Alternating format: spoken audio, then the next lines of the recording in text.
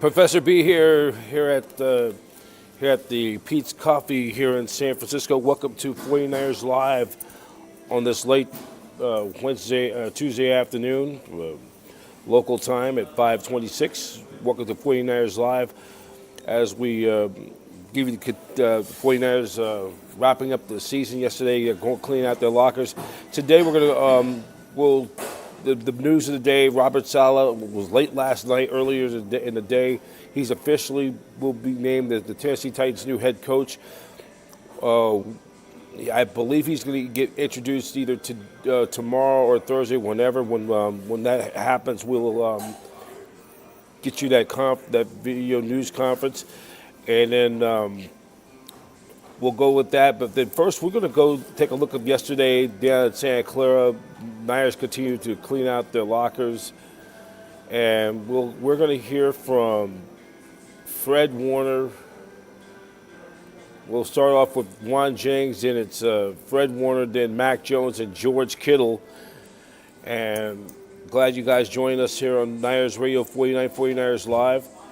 If you want to, as always,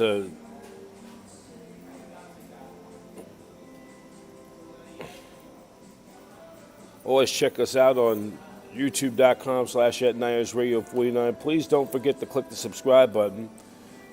Please click that subscribe button.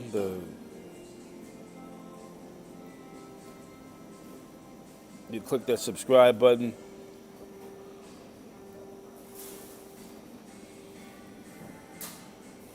The subscribe button. Goal trying to get 1,000 subscribers. So as we continue to just to build this thing, build this thing, and there's no off season for the 49ers. We'll be giving you coverage all around. So definitely we're going to get you guys getting them going. So we're going to start off with the 49ers part 2. This is part 2, Niners locker room from yesterday down at Santa Clara. We'll start off with Fred Jones, or I should say it's going to be Juan Jennings. Then that'll be Juan Jennings, and then after that it will be Juan Jennings, Fred Warner, Mac Jones, and George Kittle.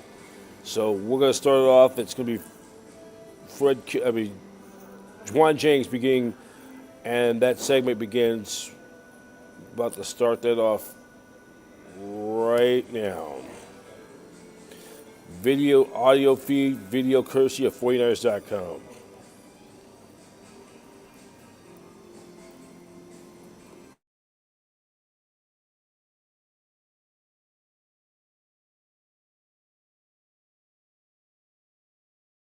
How does it feel? How does what feel? The way the season ended, saying goodbye to your teammates. Not too great. It's like a feeling in my stomach that's not too great. Kyle Shanahan called you the ultimate competitor. Obviously, the last game wasn't the easiest game, but when you reflect on how much you guys got over or the humps you had to climb this season, does it kind of make you guys feel like this was a productive season at the end of the day? I don't know. I think I'm the one to ask that question. I don't really got no opinion on it. I don't feel too good about it. Do you have hopes that you'll be back here next year? We'll see. Well, do you want to take a franchise tag on you? Would you be cool with that? I had to talk to my guy Drew to see what that is all about. What are the things that are going to be most important to you going into free agency for the first time? I say health first, number one. It's mental and physical, and then just being grateful. For a guy who's worked so hard to, put up big numbers, to now have the ability to be a free agent for the first time, what is that like? It's first time, like you said, first time. Just, hey, we'll see. We'll see what it's like. When you go into the off season, do you think more about what happened this past year or what's going to happen going forward with you and your career? Just being in the game too long, there's nothing you can do about it. So just got to heal up, get better. Where are you health-wise at this point? I would say we made it through the season. JJ, How difficult obviously was it to get through the season, for given all that you had to endure health-wise? Hey, you gotta put your head to it. That's one thing for sure. Two things for certain. Whatever you put your head, into, you can get it done. JJ, obviously, when it comes to football, you seem like your emotions run deep with the game and that you love playing. After a season like this, do you have to take a second to calm your mind, sit for a second, reflect on everything before you get back going? Or what is that like for you? Do you jump right back in it? For me, for JJ, I'm a big spy guy, so a lot of steam, a lot of clarity, and we get back into it probably in no time. When you look through this season, was there a turning point where it could have gone south and instead it went back the way it was supposed to go? After maybe that Fred's injury, you guys had that 6-game winning streak in there. What point in the season do you feel kind of propelled you to the playoffs? I would say I think it started back in OTAs. Just coming into the season, knowing exactly what we wanted as a team. It started a long time ago. There's obviously uncertainty, but what has your time here meant to you? It means everything. It's nothing like Santa Clara. First flew in here, I was thinking I was going to San Francisco, just like everybody else, and you find out fast is Santa Clara, and always now it's home. It quickly turned into home, and it's a run I never forget for sure. John, everything being equal, say, as far as money and everything, is your preference to stay here with the 49ers? My preference is to play football, so you won't see me in any NBA trials or any MLB or any soccer events. Just play football. I'll be training, and I'll let Drew call me with any news, and we'll go from there. Seems like it's hitting you pretty heavy right now. Oh yeah, always. She just asked me about basically my third home. Yeah, so it's we got Knoxville, and now we've added Santa Clara. What's your favorite memory of your journey here in Santa Clara? My favorite memory would be seeing the confetti when we won here in Levi's.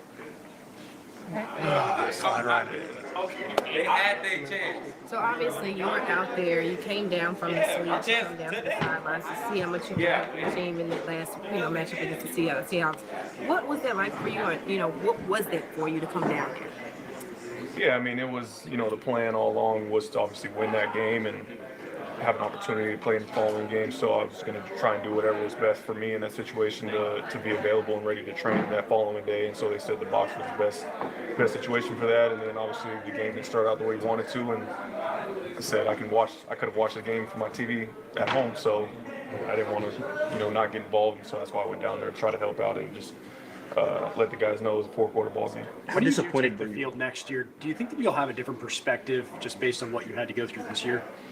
Yeah, of course. I mean, I feel like this year was taken away from me, right? I didn't get to help my team accomplish what we set out to do, and it truly feels like it was, something was taken from me. But I did gain so much in terms of what I did learn, and just overall as a human being, and taking away what did happen to me and growing from that, and so I'll obviously take all that with me going forward. How disappointed were you that you were ruled out for this game, and were you surprised that you were ruled out for this game? No, I mean, the plan all along was to be ready for the NFC Championship game. Of course, I was pushing as hard as I could to try to get back as early as I could, but at the end of the day, I had to make sure that I was doing things in a safe manner, so yeah, that was how it all went down. What is the most important thing you learned through this process? that I'm not invincible. I think before this happened, I truly had the feeling that nothing bad could happen to me. I'd been so blessed with like great health through 7, 8 years, and had missed one game with a hamstring pull, and this was something significant that finally happened to me where it wasn't anything that was really in my control. I just had a fluke injury that kind of took my season away, and so I think it gives me much more gratitude going forward of just really like soaking up each moment and not taking a single day for granted. But given everything that happened with the offseason roster reset, all the injuries, everything, sure, just how do you feel about where this team is positioned moving forward, given what it accomplished this year? Yeah, I think it's positioned as well as it could be, right? I think everybody going into this year outside of our building was talking about how we had no chance to compete for anything because of, there was a lot of turnover from the year before and losing a bunch of guys. But, that's what this league is, man. You lose guys, you replenish through the draft and through free agency, and then you go again, right? And try and give yourself the best chance to win a championship at the end of it. Mac, what's your desire? I know you're under contract here, but what is your desire for your future in this league, and if teams do call about trading for you? Yeah, I think this year is just awesome for me to be around these guys and the coaches, players, everybody. It was just so fun to get, as I say, the train back on the tracks, and that's what I wanted to do. So put a lot of good film out there. In a way, I had 2 seasons in one. I had a season as a starter, kind of, and a season as a backup. So it was really good for me. Had a lot of fun and excited for what's next. And I don't know, like you said, I'm on a 2-year deal, but I do believe I'm a starter in this league, and I'm excited for continue to get better this offseason and see what happens. Mac, to kind of follow up on that, you had an interesting journey up to this point, and then you become a starter kind of out of nowhere with a turf toe injury, and you lead this team to so many wins, and then you look like you're having fun the whole time. You're going down, you're popping back up. Now that you have time to reflect on it, how much fun did you have this season, number one? But then two, did it change the perspective of yourself, within yourself, of the football player you can be in this league? No, that's a great question. And I think when I signed here and talking to Kyle, that was part of the goal, was to just get back on track, have fun, get around winners again. And I feel like that's helped me so much, and love everybody here. And it was exciting this year. I felt like every time I came into work, it wasn't work. It was we're having fun in the quarterback room, in the offensive meetings, on the practice field. And then that just carried over to the games. And for me to have back-to-back years where I played 8 games was awesome for me. I feel like that's just, as a backup, sometimes you don't know when your time's going to be. So really excited for that opportunity that I had. And I feel like there wasn't a lot of drop-off, and the guys had a lot of fun when we're out there. And that's something that the standard that Brock set since he's been here. And for me to learn from him and Kyle and Mick and Clay, I mean, the list goes on. So really just got a PhD in football this year, and I want to keep getting better. And I feel like it's just been a fun year. What is the biggest thing you've learned this year being with this team? Really just about culture and them allowing to be myself. It's been a big challenge for me. Just had a couple rough years or whatever, and just getting it back on track, like your question. And I feel like I just got to show my personality and be around the guys like George Kittle, a guy that I've always watched and wanted to play next to, and Christian McCaffrey and Trent Williams and Fred. And it was just so it was dreamlike, honestly. And it was just a lot of fun to learn from those guys, and the system that they run here, the offensive system, the defensive system, learning about that, even special teams. I learned so much from Kyle, and I'm excited to just keep growing and really just keep learning. We see a version of Brock that's a pretty like a straight arrow kind of guy. What will you tell guys who go, what's he like in the meeting room and behind closed doors? Oh, he's a man. I feel like we had the best time, and I joke, I'm kind of glad Hard Knocks wasn't in there, because we have just such a good time. The first 10 minutes of our meetings, just joking around, talking about the current events around the world. I don't know. It's just fun, and Brock's always going to be himself, and I feel like he had a lot of fun this year when he got a chance to get back in and battled injury and played really well. We both played super efficient this year, and that's something that the stats show. And I feel like the team, we just rallied around Brock and everybody that played. That was multiple people who had to step up, and but he's been awesome, and nothing that I didn't know already. You want to do a commercial? It's out of your control, but if the 49ers were to say, no way we're losing this guy, he could say, we won 5 games for us, and we could need him again. Yeah. Would that be okay with you? Yeah, I mean, that's why I came here.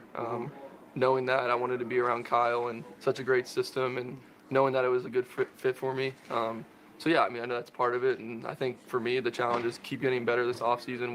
Whatever happens, and love the guys here, and that would be fun. I think a lot of people will think of the Rams game when they think of Mac Jones in the 2025 season. Yeah. Is that the game that you think of too? And looking back on it, how difficult was that game and how kind of fulfilling was it to come out with a win?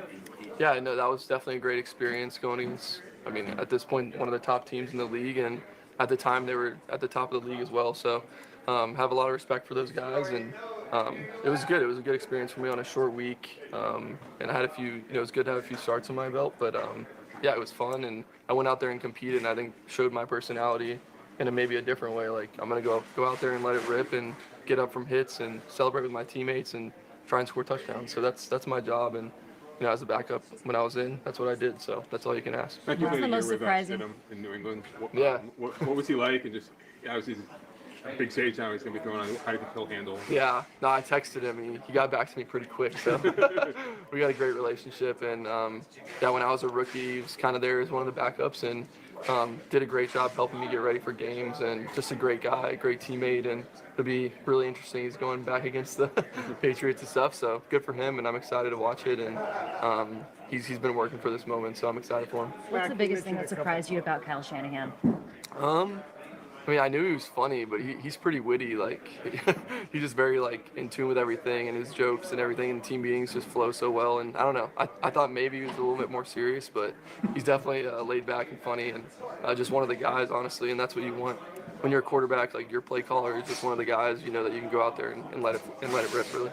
This team's been here a lot, and within that window, getting close, and you're here this first year. How emotional is it for guys when you see visible almost here, Kyle and Trent, and guys that are just so close? How hard is the climb for these guys? And oh yeah, I mean some of the older players or whatever you want to call them, Hall of Fame players, really is what they are on this team. Have been around the league and played for different teams and have come here and just excelled. And just for me to watch them this year has been amazing, and play with them has been so fun. So yeah, it's tough. Anytime you're not in the championship game, right? It's kind of like a crash landing. Like everyone's kind of going down, so it does suck. And you have those emotions and you realize how much hard work you put into it. And really for me, just taking the moment to be with the guys and keep hanging out. I feel like this year I just hang out with everybody on the team. Like when you just walk around the corner, you're so excited to see who that person is, because it could be a defensive guy, but you're super close with them, or it could be Trent Williams and you're having a great conversation. So I don't know, I just feel like that was interesting about our team, and that's what makes it hard. You're not going to have those moments for the rest of this year, but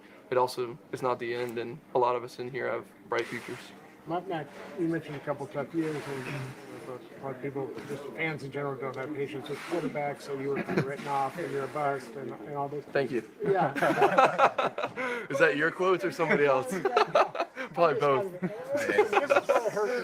No, you're good. I'm just kidding. But I mean, I'm sure you're human and you have some doubts, but not that you're saying I'm a bust and I suck, right? But I mean, at what point? No, I know what you're saying. Did it take was it like, okay, OTAs, I'm in a good system, I'm good, I'm going to be okay? Or did it actually take playing in games for you to reestablish that confidence? No, I appreciate that question. And yeah, I think about it a lot, because when I came in, to be honest, I played pretty well as a rookie and had flashes the next couple of years and was in different circumstances. And I worked on a lot of things that I felt like I could get better at. And I feel like this year kind of showed a little bit. So just all the work I've been putting in, and really just believing in myself, and some of that has to do with the guys in here. Like, I feel like they helped me get my swag back, and at the end of the day, it's up to you to keep your swag, right? But to have like Trent and everybody just backing me every day from OTAs when I first got here, I feel like people had their not opinions about me, but maybe some people didn't know me or haven't played with me before, and I just showed who I am, and I think they enjoyed playing with me, and I enjoyed playing with them. So that's all you can ask. And at the end of the day, you want to win every one you can. But we had a lot of fun doing it, and I feel like got the train back on tracks. Let me ask it this way: Did you ever feel like you lost your confidence? Not really. I think honestly, it's all circumstantial, and it's ebbs and flows in this game. So it's not going to be perfect, but you just have to have the confidence that you can get it back, and that's how sports are. Like, that's why it's such a good teacher in life and everything. Like, you're going to get knocked down, but you got to get back up. So, but yeah, this year definitely helped, just being around like-minded guys and coaches that have been through a lot themselves and play with the swag and play with energy and be themselves. So it helped this year to be here, and that's just one of the examples. On a scale of 1 to 10, how much fun did you have doing the boombox walkout? Great question. Probably 10. I felt like that was cool. I felt like I actually saw that, like being, growing up in the league and stuff. I'm like, all right, this is kind of cool watching like Debo and everybody go out there, and then to be a part of it was cool. And like I'm not gonna say I was invited, but kind of invited to the front. So I was like, but then I started starting games, and I'm like, all right, maybe I should creep to the back a little bit here and like lock in. But that's not my personality. Like that's the old me, and like I wanted to be at the front, and they wanted me to be there, and it was so fun to just dance and have fun with KB and all those guys KB, a guy that I played with, for the past couple of years, and it was just fun. I think it just shows the culture and the swag that we play with. If this is it for you as a 49er, do you want to team back up with Brock in one of his 20 commercials? Yeah, I mean, he does a great job on those, and I'm not a huge commercial guy, but maybe I'll tap into it a little bit and see if I can get in with him on one of them, but we'll see. Howdy. You're good. How are we doing? Good. How are you doing? I'm lovely today. It's fantastic. Sun shining.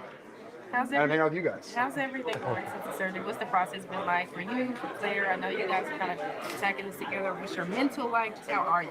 Oh, that was like 4 questions in one. Yeah. Jeez Louise.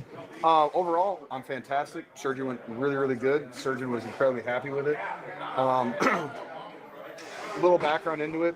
He said best case scenario when you tear an Achilles is that you tear it up high by your soleus, which is what I did. I had a clean tear. They didn't have to drill into my heel. And where the repair was is where there's more blood flow, and so it takes some time off of the recovery time. So he's very excited about everything, my recovery, when I'll be running, when I'll be ready to play again. He's very excited about it. So that puts me in a really good mood. It's not as bad as other ones, so just excited about that. Is there a timeline on that? And when do you think you might be practicing? I'll keep it as a surprise. You guys can find out later. Well, you take us back to the injury, and just the trainer said that they knew before the cart came out that it was torn. What did you feel, and when did you know immediately? I mean, exactly when it happened, it felt like someone put a shotgun up against my calf and pulled the trigger. Just kind of second it happened, I knew exactly what it was. Philadelphia trainer came down, very nice guy. He's like, hey, what do you need? I was like, I need a cart. I'm not gonna be able to walk this one off. And then this is what it is. Unfortunate, but football stuff sometimes. How frustrating was it to happen right before, during the game, then you missed the rest of the playoffs when you're trying to make a push? I mean, obviously incredibly frustrating. I don't like missing football games. That's a nice extendo stick you got there. It's like a selfie stick.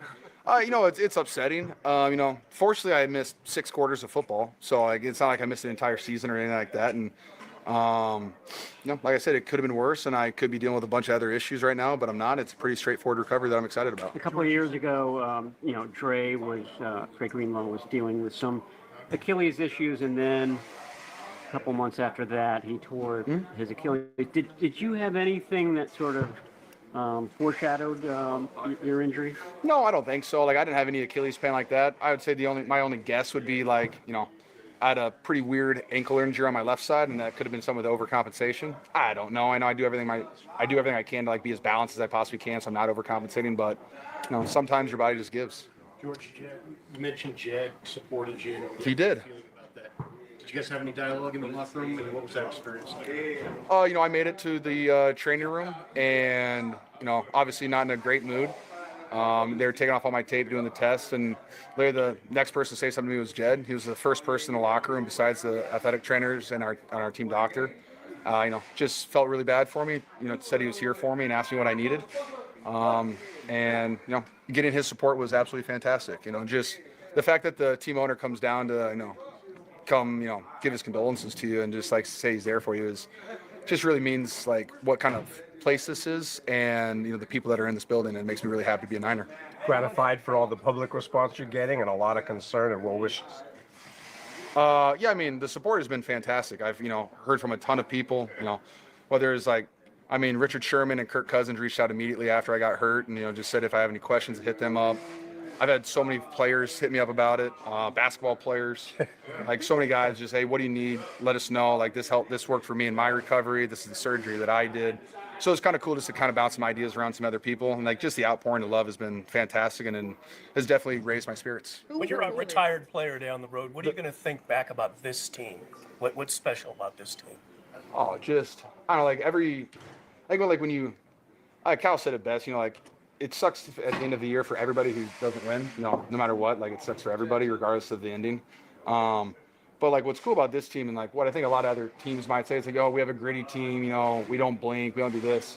The amount of guys that we had play this year, all are over the ball, whether it was offense, defense, special teams, whoever it was, like the guys that came in that took advantage of their opportunities and played at a high level, that is like playing gritty and playing without blinking. Like just like show up, do your job, and you don't even know what your job is, and you're still doing it.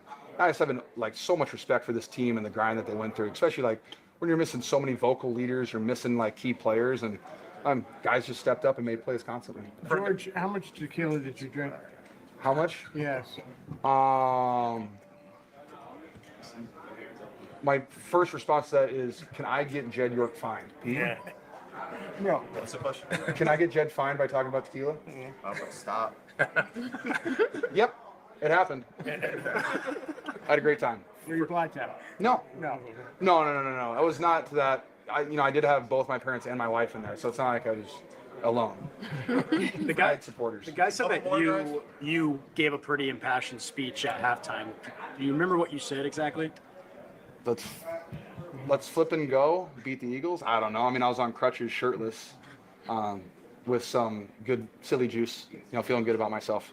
So no, just wanted to let the boys know that I wasn't dead. George, you were talking about that with all the guys playing this year and the experience they got. What position do you think this team is based off of this year moving forward? Well, from what I heard, like this was a rebuilding year. That's what I heard, and obviously, like, our offense was still very talented, and so I think I said it since training camp and OTAs that we'd go as far as our offense took us, and I think that's kind of what how the season went. And so, I mean, I think our offense still has a lot of its key foundational players in it, and I think the coolest thing for me is that our defense, we had so many young guys get the opportunity to play that they all got so much better. Like if you look at Alfred Collins and CJ West and Upton Stout in their first start, you'd probably be like, holy cow, like, are these guys going to play? Like, are these guys going to be that good? And by the end of the year, they're all making huge plays and like playing with consistency and like knowing what it takes to play at a high level. And also when you go into the playoffs as like underdogs, and you win a game, you have these young guys that are making plays, like that just gives them confidence going into the offseason. So I think our young core took a huge step forward. And I think if you match that with our vets that we still have that are still really talented football players, I think we got a recipe for success. George, for a guy who loves football as much as you do, you have to go through rehab. How much do you think to re-energize your passion for the game to get back on the field and playing? It doesn't take a lot for me to be inspired to play football because it's like my favorite thing ever, besides my wife and my family. But like anytime like you're taken away from it, like it just makes you want to get right back out there. That's all you want to do. So I'm very ready. I'm very excited to attack this. Unfortunately, like, I'm not allowed to sweat or do anything for another 7 days, and so I'm bored out of my damn mind. But hey, I got video games for that, and my wife to entertain me, and I got my friends. So it'll be like, but as soon as the 26th comes, I'll be out of it, and I got to be aggressive with my.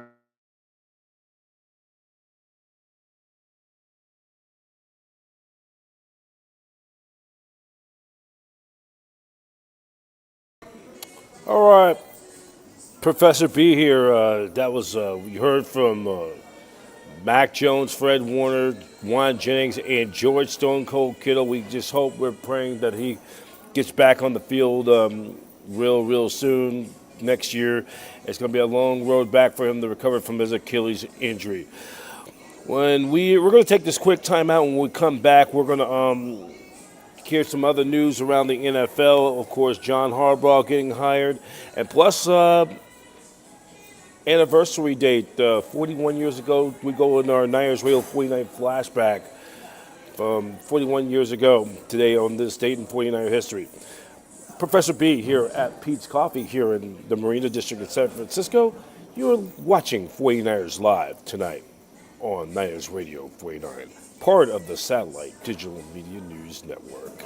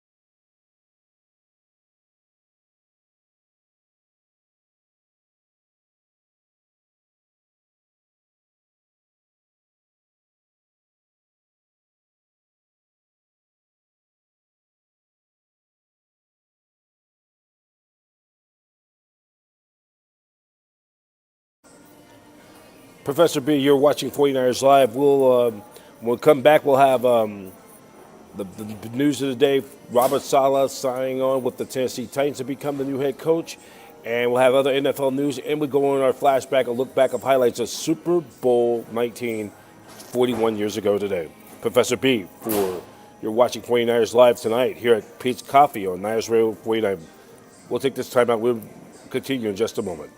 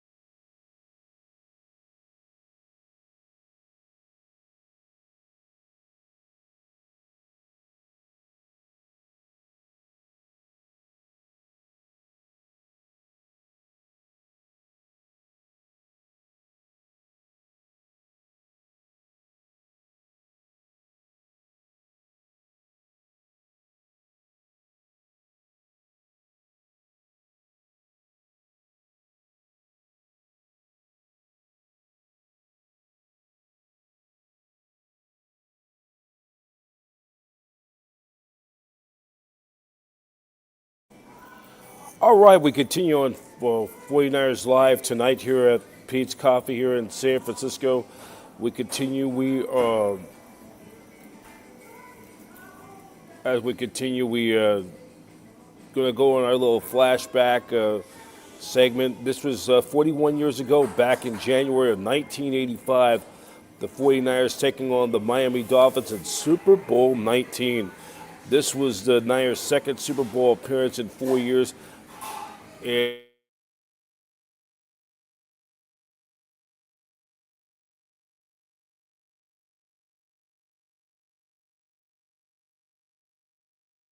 quarter, Joe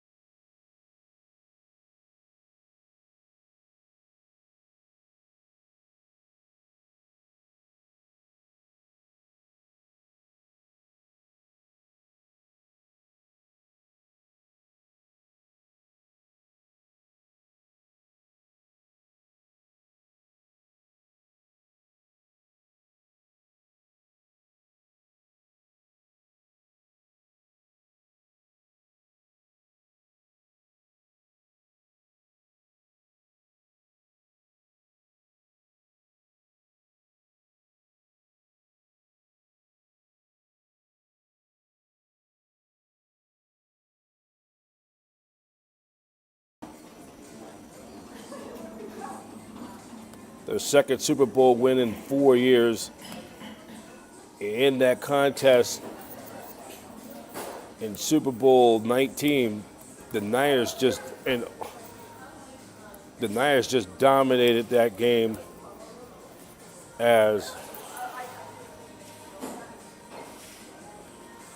trying to look at the numbers right here as the 49ers won that game 38-16. And the final stats of the game,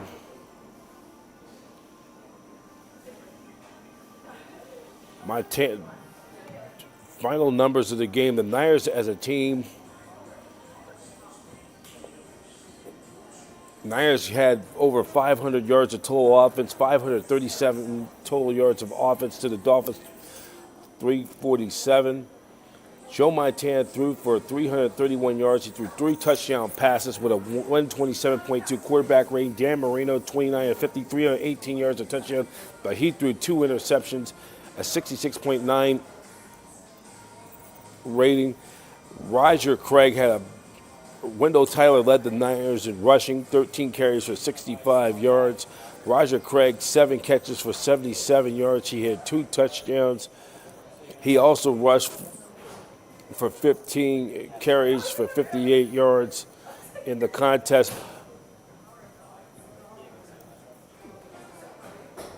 He would score 3. I'm trying to make sure Craig.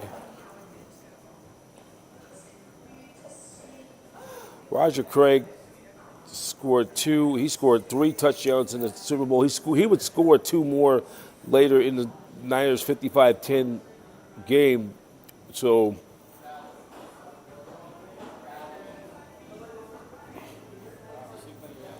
that was the final score. The Niners end up winning that game by a score of 38-16. The Niners go on to win their second Super Bowl victory in the last 4 years. Here's Joe Montana talking after that Super Bowl win.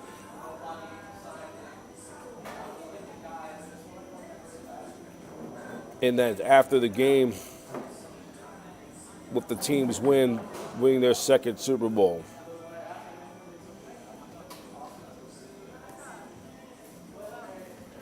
We're going to pull this. Hold on one second.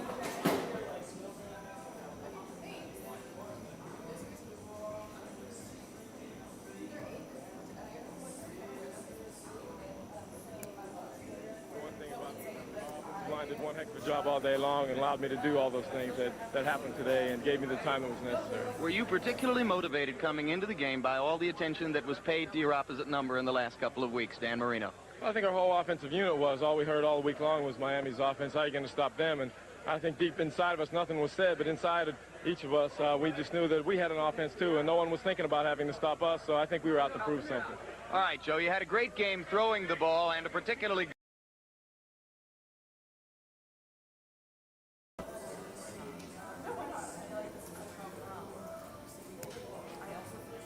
All right, that was Joe Montana. He was talking with the legendary broadcaster, the legendary Jim Lampley. That video feed courtesy by ABC Sports.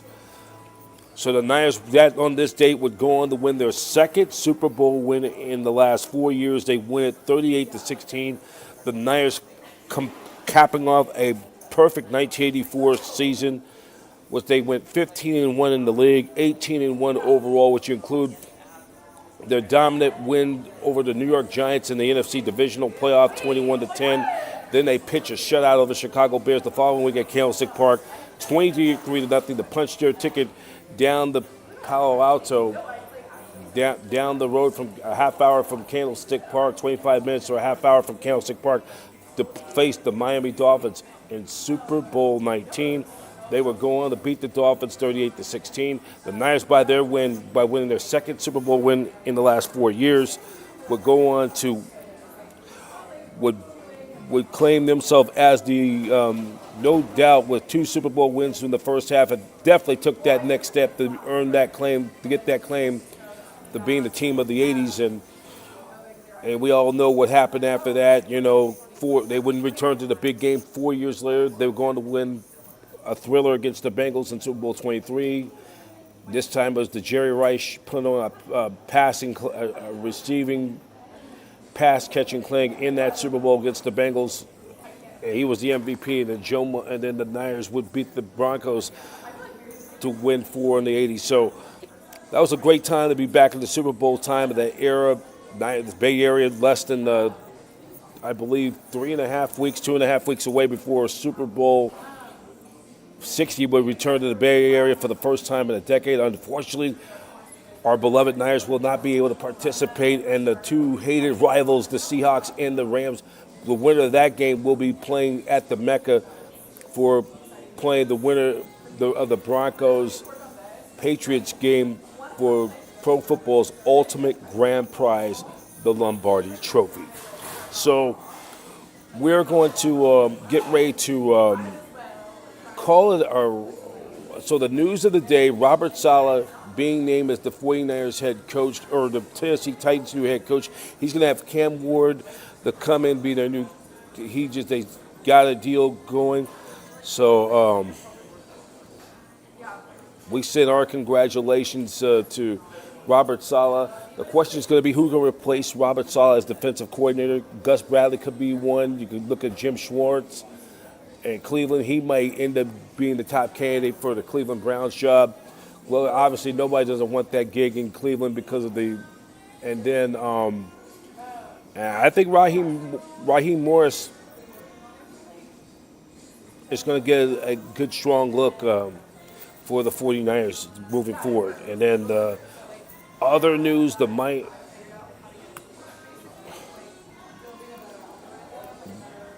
then also Brian Flores will be in the mix.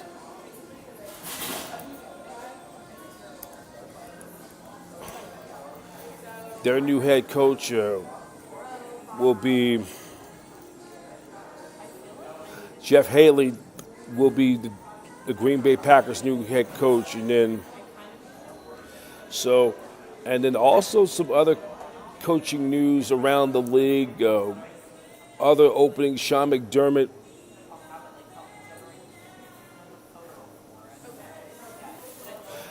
and one of the big ones of this week, Matt LaFleur signed a brand new contract extension. He will be coming back as Packers head coach after a disappointing, a very disappointing, heartbreaking loss to their longtime rival, the Chicago Bears.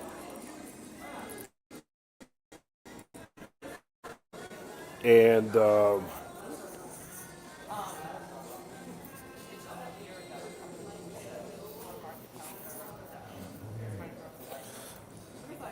there'll be plenty of other opportunities available for.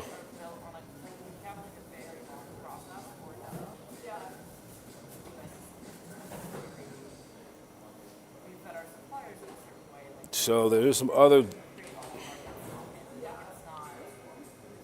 So John Harbaugh been named the New York Giants head coach after his time with the Baltimore Ravens, and then other openings, of course, the Arizona Cardinals. Finishing the season after starting 2-0, end up 2-0, end up losing 13 of their last 14 games after starting 2-0, which included a 9-game losing streak.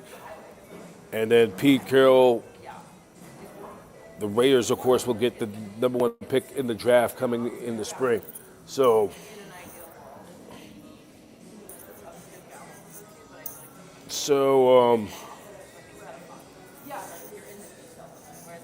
that is all the stories from tonight on Niners Radio 49. We'd like to thank you all for watching 49ers Live tonight. Tomorrow will be, I believe it's going to be Kyle Shanahan and John Lynch's final press conference of the day.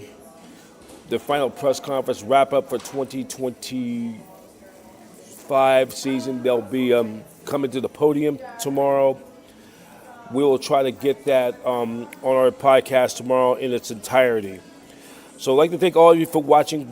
There's no off season, though. The Super Bowl coming in a few weeks' time. We'll try to get some people to be on my podcast, recap the season, what the Niners needs to be for the draft going forward. So thank you for watching all of us on 49ers Live tonight.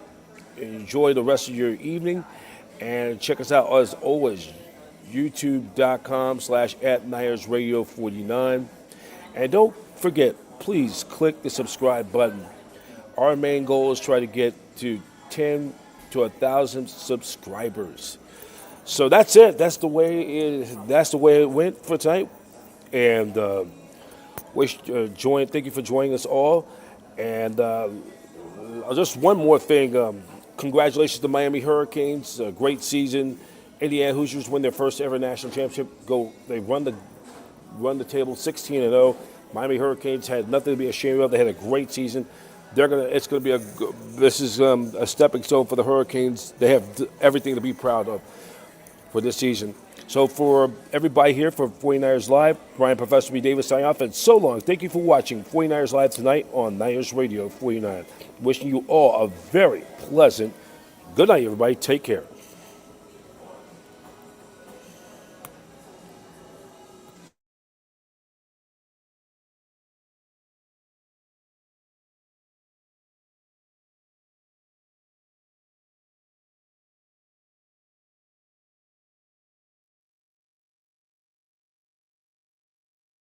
Wow.